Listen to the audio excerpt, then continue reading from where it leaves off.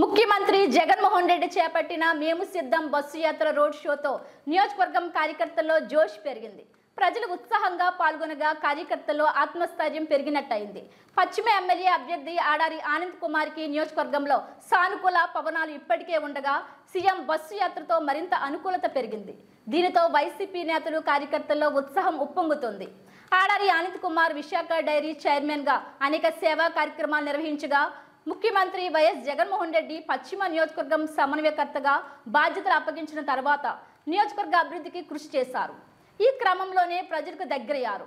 265 కోట్ల రూపాయలతో అభివృద్ధి పనులు చేపట్టిన ఆడారి ఆనంద్ కుమార్ సొంత నిధులు ఖర్చు చేసి అవసరమైన వారికి పెన్షన్లు, విద్యా, వైద్యానికి సంబంధించి సాయం అందించారు.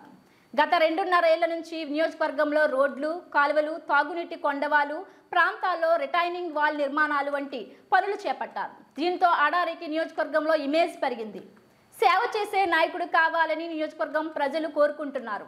పిలిస్తే పలికే నేతకే తమ మద్దతు అని బహిరంగంగా చెప్తున్నారంటే నియోజకవర్గంలో ఆడారికి ఉన్న వేవ్ ఎలా ఉందో అర్థమైపోతుంది.